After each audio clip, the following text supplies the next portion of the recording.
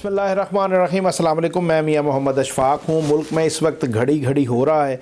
जिस वक्त मुल्क की आला तरीन अदालतों के अंदर बड़े बड़े केसेस हैं, उन केसेस में बड़े बड़े अफराद का नाम आ रहा है, लेकिन मीडिया हमारा सिर्फ घड़ी घड़ी और घड़ी पर बात कर रहा है। जिस वक्त NRO 2 हो रहा है और हमारे मुल्क के जो वज़ीर आज़म हैं उनका बेटा बड़े लंबे चौड़े जो मनी लॉन्ड्रिंग के केसेस हैं, उन मनी लॉन्ड्रिंग के केसेस से जो बाइज़्ज़त बरी होने के लिए पाकिस्तान में दाखिल हो चुका है, लेकिन बात इमरान खान की घड़ी पर हो रही है। ऑडियो लीक भी कर दी गई है इसलिए कि इमरान खान को थोड़ा सा टाइट किया जाए।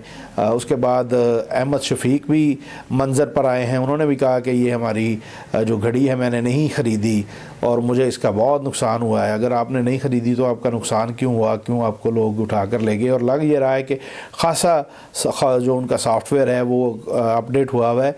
और मैं सोच रहा था कि शायद मैं ही ये महसूस कर रहा हूँ, लेकिन हर बंदे ने ये फ़ील किया है कि वो साहब जो अपना वीडियो बयान रिकॉर्ड कर रहे थे वो लिखा हुआ पढ़ रहे थे।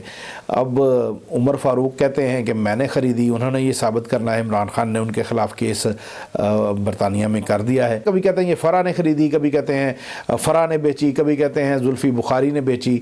ओ भाई, जिसने भी ख़रीदी, जिसने भी बेची, बात सिर्फ इतनी है कि क्या कानून के मुताबिक ख़रीदी या नहीं ख़रीदी, और क्या घड़ी से पहले भी कुछ ख़रीदारियाँ हुई थीं, उन पर बात क्यों नहीं हो रही, और घड़ी के बाद भी कुछ ख़रीदारियाँ हो रही हैं, उन पर बात क्यों नहीं हो रही। ये लोगों के शऊर के साथ ना, लोगों के विज़डम के साथ खेलने की कोशिश करते हैं। समझते हैं लोग बेवकूफ़ हैं। लोग बिल्कुल बेवकूफ़ नहीं हैं। ये कुछ भी कर लें, इमरान खान को मंजर से हटा दें, जो मर्ज़ी कर लें, लेकिन अवाम इनसे बददिल हो चुकी है। अवाम इनकी तरफ अब रुजू नहीं करेगी।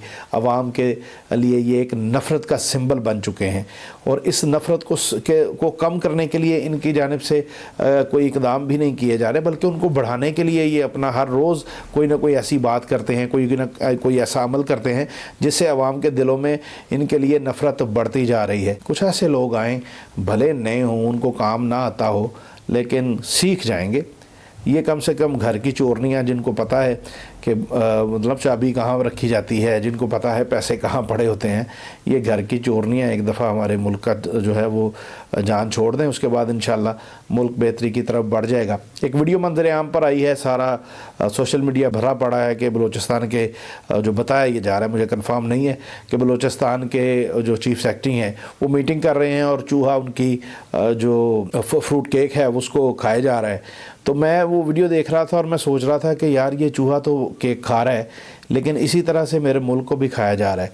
अल्लाह करे कोई फंदा इस चूहे के गले में भी पड़े और मेरे मुल्क को लूटने, उनको तबाह करने वाले, नोचने वालों पर भी कोई ऐसा फंदा आए कि हमारी उससे जान छूट सके। अब तक के लिए इतना ही। अपनी तन्हाइयों, अपनी महफिलों और अपनी दुआओं में हम सबको याद रखिएगा। अल्लाह हाफ़िज़।